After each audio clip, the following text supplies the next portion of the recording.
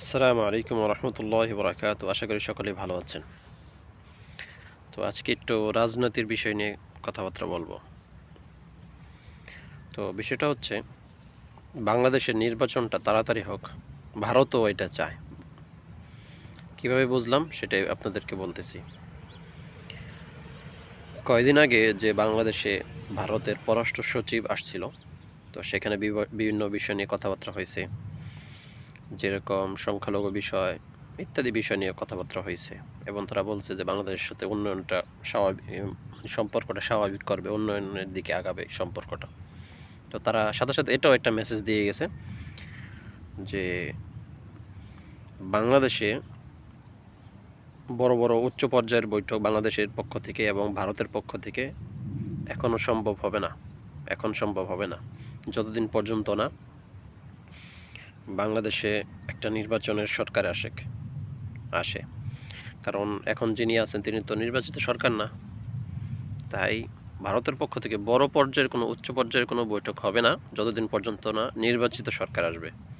এর মানে হচ্ছে, সরাসরি তো বলবে না, এর মানে হচ্ছে তোমাদের সাথে সম্পর্কটা আগানোর একটা ইচ্ছা আছে এবং সেটা তেমনভাবে আগাবে না, যার কারণে আমরা তোমাদেরকে, মানে এটা হলো ভিতরে ভিতরে আছে, যত প্রকার চাপ দেওয়া লাগে সংখ্যালঘু বিষয়, এই বিষয় সেই বিষয়, এটা আমরা দিয়েই যাব এবং বিভিন্ন মানে গোয়েন্দাগিরি এটা করেই যাব। কারণ সবাই জানে আমাদের দেশে যে বাংলাদেশে যা কিছু হয় ভারতের একটা হাত থাকে। এটা সরকারও জানে, সাধারণ মানুষও জানে, ভারতও জানে যে আমরা জানি। তো ভারতের একটা মেসেজ ছিল যে তোমাদের সাথে এই সময় উচ্চ পর্যায়ের কোনো বৈঠক হবে না যতদিন পর্যন্ত না একটা নির্বাচিত সরকার আসবে। তো এই তাড়াতাড়ি নির্বাচনের মাধ্যমে ভারতের কি ফায়দা? অনেক ফায়দা আছে। যদি বাংলাদেশের সরকারের বা আপনার রাষ্ট্রীয় যে যারা চালায় আমলা, হ্যাঁ, অফিস, এই আদালত, এগুলো যদি সংস্কার না হয় তাহলে ভারত অনেক লাভ।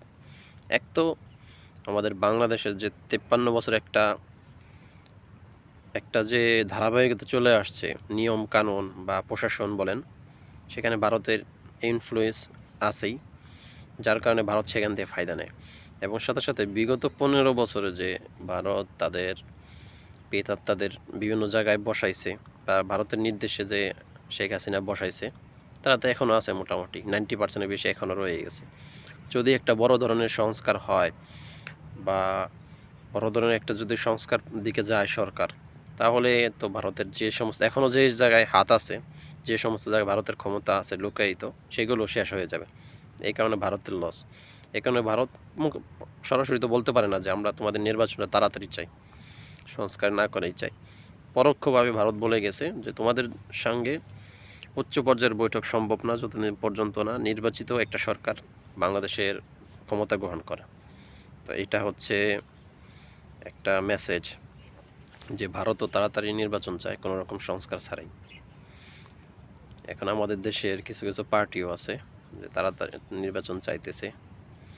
এখন বলতে পারেন তারা কি তাদের সাথে যুক্ত না, বা তাদের সাথে কোনো ভারতের সাথে কোনো সন্ধি আছে কি না, সেটা সময়ই বলে দিবে। কিন্তু আমার মনে হয় তারা কোনো রকম কিছু একটা করে নিছে, সন্ধি করে নিছে।